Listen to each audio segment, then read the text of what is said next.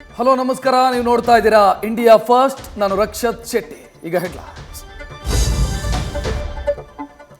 Greater Bengaluru ಅಲ್ಲಲ್ಲ water Bengaluru.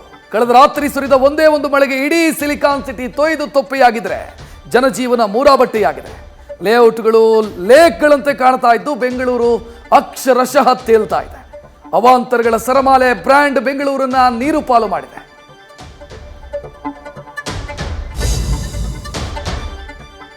Silicon city ವರುಣನ ಅಬ್ಬರಕ್ಕೆ ಮಳೆ ಸಿಟಿ ಆಗಿಬಿಡ್ತು. ಬೆಂಗಳೂರು ಮಂದಿ ಅನುಭವಿಸ್ತಾ ಇರೋ ಸಮಸ್ಯೆಗಳು ನೂರಾರು. ಇದರ ನಡುವೆ ವರುಣಾರ್ಪಟಕ್ಕೆ ಗಾರ್ಡನ್ ಸಿಟಿಯಲ್ಲಿ ಮೊದಲ ಬಲಿಯಾಗಿದ್ದು ಗೋಡೆ ಕುಸಿದು ಮಹಿಳೆ ಮೃತಪಟ್ಟಿದ್ದಾರೆ. ಗ್ರೇಟರ್ ಬೆಂಗಳೂರು ಬ್ರ್ಯಾಂಡ್ ಬೆಂಗಳೂರು ಮಾಡ್ತೀವಿ ಅಂದವರನ್ನ ಜನ ನೀರಿಳಿಸ್ತಾ ಇದ್ದಾರೆ. ಬೆಂಗಳೂರಲ್ಲಿ ಮಳೆ ರಗಳೆ ಸುದ್ದಿಯಾಗಿದ್ದೇ ತಡ ರಾಜಕೀಯ ನಾಯಕರು ಗುಡುಗು ಮಿಂಚಿನಂತೆ ಆರ್ಭಟಿಸ್ತಾ ಇದ್ದಾರೆ. ಸಿಕ್ಕಿದ್ದೇ ಚಾನ್ಸ್ ಅಂತ ವಿಪಕ್ಷಗಳು ರಾಜ್ಯ ಸರ್ಕಾರವನ್ನ ಹಿಗ್ಗಾಮುಗ್ಗ ಜಾಡಿಸ್ತಾ ಇದೆ.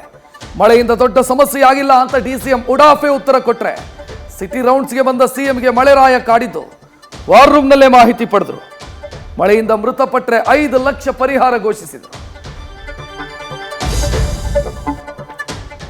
ಪಹಲ್ಗಾಮ್ ದಾಳಿಯ ಪ್ರತೀಕಾರವಾಗಿ ನಡೆದ ಆಪರೇಷನ್ ಸಿಂಧೂರ ಪಾಕಿಸ್ತಾನವನ್ನ ಪತರುಗುಟ್ಟಿಸಿದೆ. ಆಪರೇಷನ್ ಸಿಂಧೂರ ಯಶಸ್ಸಿನ ಹಿಂದೆ ಭಾರತದ ಜೇಮ್ಸ್ ಬಾಂಡ್ ಅಜಿತ್ ದೋವಲ್ ಚಾಣಕ್ಯ ತಂತ್ರ ಇರೋದು ಬಯಲಾಗಿದೆ. ದಾಳಿಗೂ 2 ಗಂಟೆ ಮುನ್ನ ಭದ್ರತಾ ಸಲಹೆಗಾರ ನೀಡಿದ ಟಾರ್ಗೆಟ್ ಗುರಿ ಮುಟ್ಟಿದ್ದು ಭಾರತದ ಪರಾಕ್ರಮಕ್ಕೆ ಸಾಕ್ಷಿಯಾಗಿದೆ.